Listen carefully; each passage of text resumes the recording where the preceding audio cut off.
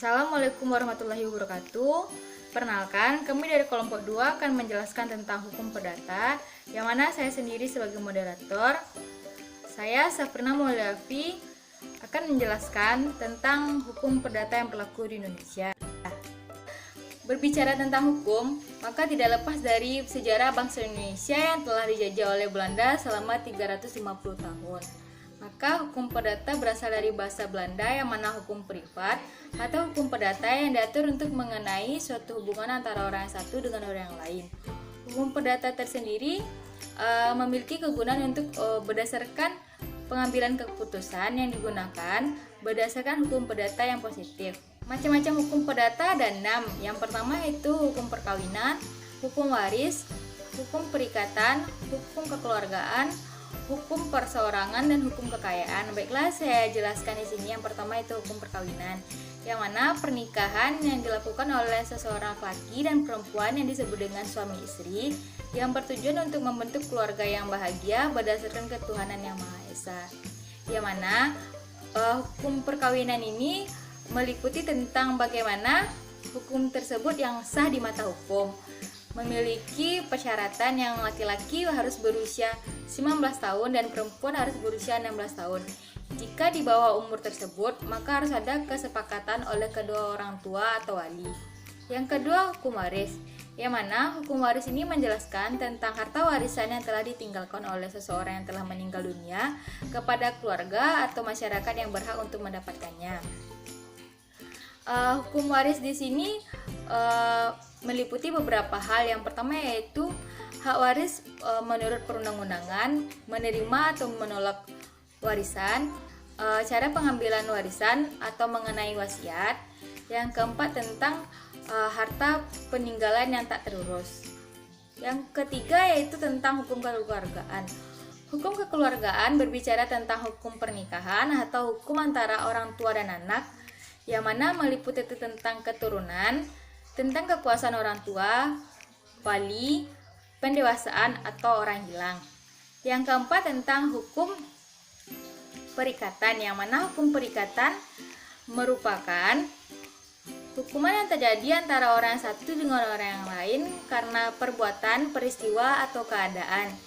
Yang mana hukum perikatan memiliki macam-macam di Indonesia. Yang pertama yaitu hukum perikatan bersyarat, perikatan dengan ketetapan waktu, perikatan alternatif, perikatan yang dapat atau tidak dapat dibagi, atau perikatan dengan ancaman hukuman, dan perikatan yang wajar. Yang kelima tentang hukum perorangan, yang mana mengatur tentang manusia itu tersendiri yang memiliki subjek atau hak-hak yang dipilihnya dan dilakukan menurut hak-haknya. Yang terakhir yaitu tentang hukum kekayaan. Hukum kekayaan berdasarkan tentang hukum yang mengatur tentang suatu benda yang mutlak ataupun tidak yang digunakan atau diperuntukkan untuk seseorang yang bersangkutan. Sekian dari saya lanjutkan ke materi selanjutnya. Baiklah, saya akan menjelaskan materi berikutnya mengenai sejarah singkat hukum perdata. Keberlakuan dan keberadaan hukum perdata di Indonesia tidak terlepas dari sejarah bangsa Indonesia. Sebelum kolonial Belanda masuk ke Indonesia, bangsa Indonesia yang ketika itu terdiri dari kerajaan besar dan kecil telah memiliki sistem hukumnya sendiri. Sistem hukum tersebut dikenal dengan hukum adat yang umumnya berupa hukum tidak tertulis. Di beberapa daerah yang mayoritas penduduknya Islam, juga tidak dapat dipungkiri terdapat ketentuan hukum adat yang berlaku dan diwarnai oleh ketentuan hukum Islam. Di Wajo misalnya, hukum waris menggunakan hukum Islam dan hukum adat. Keduanya menyatu dan hukum adat menyesuaikan diri dengan hukum Islam. Dengan demikian, sebelum Belanda menginjakkan kakinya di bumi Indonesia, telah berlaku dua sistem hukum, yaitu sistem hukum adat dan hukum Islam. Ketika Belanda menginjakkan kakinya dan menjajah Indonesia, keberlakuan hukum adat dan hukum Islam di Indonesia tetap dipertahankan. Hal tersebut tercermin dari politik hukum pemerintah kolonial Belanda yang tertuang dalam pasal 131 IS. Ketentuannya diantaranya yaitu yang pertama, hukum perdata, hukum dagang, hukum pidana, hukum acara perdata, hukum acara pidana harus diletakkan dalam kitab undang-undang atau kodifikasi. Yang kedua, terhadap golongan Eropa harus diberlakukan ketentuan peraturan perundang-undangan yang ada di negeri Belanda dalam hukum perdata sebagai penerapan azas konkordasi. Yang ketiga, bagi orang Indonesia asli dan Timur Asing, ketentuan perundang-undangan Eropa dalam bidang hukum perdata dan hukum dagang dapat diberlakukan apabila kebutuhan mereka menghendaki. Yang keempat, orang Indonesia asli dan Timur Asing diperbolehkan menundukkan dirinya kepada hukum yang berlaku bagi orang Eropa, baik sebagai maupun seluruhnya. Yang kelima, hukum adat yang masih berlaku untuk orang Indonesia asli dan Timur Asing tetap berlaku sepanjang belum ditulis dalam undang-undang. Berdasarkan hal tersebut, jelas pemberlakuan ketentuan hukum Belanda di Indonesia tidaklah menghapus sistem hukum yang telah ada sebelumnya. Hal ini sebenarnya berkaitan dengan politik adu domba divide et impera yang dijalankan pemerintah kolonial Belanda. Dengan pemberlakuan politik hukum Belanda tersebut, maka terjadi pengotak-otakan hukum dan golongan penduduk di Indonesia. Hal ini tercermin dengan pemberlakuan pasal 163 IS yang berasal dari pasal 109 RR baru yang menyatakan bahwa dalam hubungan keberlangsungan BW di Indonesia, penduduk Hindia Belanda dibagi dalam 3 golongan. Yang pertama, Eropa, Timur Asing, dan Bumi Putra. Dan termasuk dalam golongan Eropa adalah orang-orang Belanda dan orang-orang Eropa yang berasal dari Jepang dan beserta keturunannya. Yang kedua, yang termasuk dalam golongan Timur Asing adalah golongan Tionghoa dan orang asing lainnya termasuk pada India, Pakistan, dan lain-lain. Dan bagi golongan pribumi, yaitu orang-orang Indonesia asli yang beragama Kristen berlaku hukum adat sementara dalam hal dikehendaki golongan pribumi tersebut dapat menundukkan diri kepada KUHP Perdata berdasarkan Statblad 1917 nomor 12. Dan pada masa pemerintahan Jepang, KUHP Perdata tetap berlaku, dan hal tersebut dimungkinkan atas dasar ketentuan Undang-Undang Nomor 1 Tahun 1842 karena ketentuan KUHP Perdata tersebut tidak bertentangan dengan pemerintah bala tentara Jepang. Sekian materi dari saya, dilanjutkan kepada moderator. Assalamualaikum warahmatullahi wabarakatuh. Perkenalkan, nama saya Denny Absar. Saya akan melanjutkan materi selanjutnya, yaitu tentang pengertian hukum perdata di Indonesia. Hukum perdata yaitu semua peraturan yang mengatur hak dan kewajiban perorangan dalam hubungan masyarakat. Hukum perdata tersebut pula dengan hukum privat karena mengatur kepentingan perseorangan. Beberapa ahli juga mendefinisikan hukum perdata, yaitu yang pertama adalah Profesor Subekti, yaitu dia mengatakan segala hukum yang mengatur kepentingan perseorangan. Dan yang kedua yaitu Profesor Sudikno Martokusumo, dan dia mengatakan keseluruhan pengaturan yang mempelajari mengenai hubungan antara orang yang satu dengan yang lainnya dalam hubungan keluargaan dan dalam pergaulan masyarakat.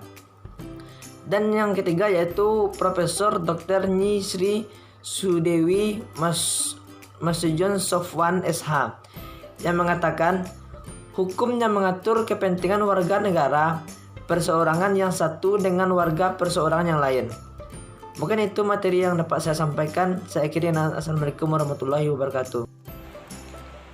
Perkenalkan, nama saya Jamin Septa Esir Sembiring. Di sini saya akan melanjutkan materi yang telah disampaikan oleh Dini Absar, yaitu tentang sistematika hukum perdata Indonesia.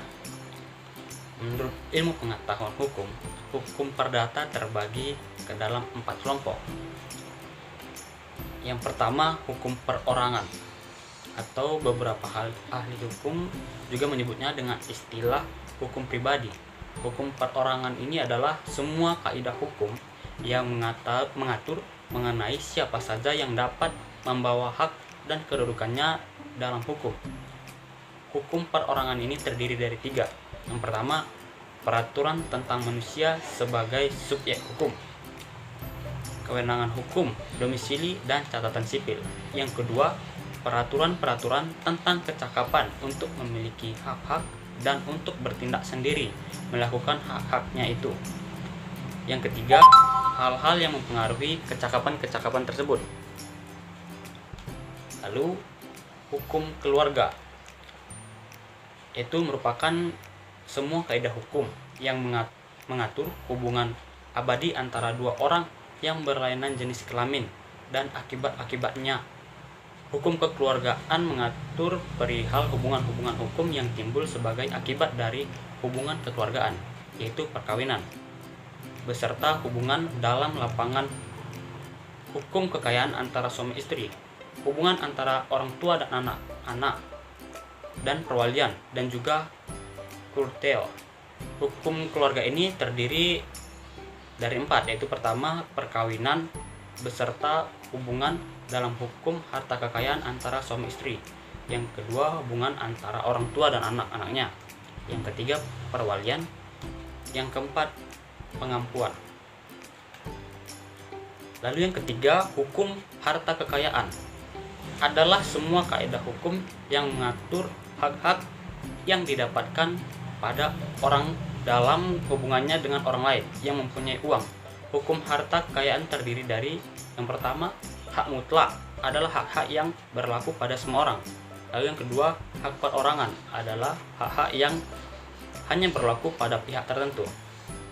Lalu hukum yang terakhir yaitu hukum waris, merupakan hukum yang mengatur mengenai benda dan kekayaan seseorang jika ia meninggal dunia.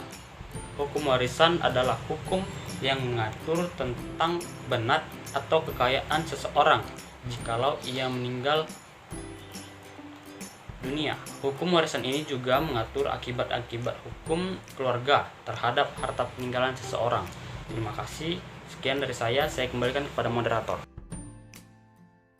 Baiklah, dapat saya simpulkan bahwa hukum perdata yang berlaku di Indonesia ada 6 macam. Yang pertama tentang hukum perkawinan, hukum waris, hukum perikatan, hukum kekeluargaan, hukum perorangan, dan hukum kekayaan.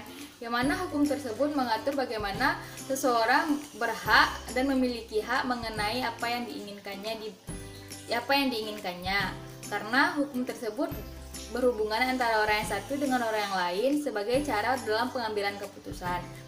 Demikianlah presentasi dari kelompok 2. Lebih dan kurangnya kami minta maaf. Assalamualaikum warahmatullahi wabarakatuh.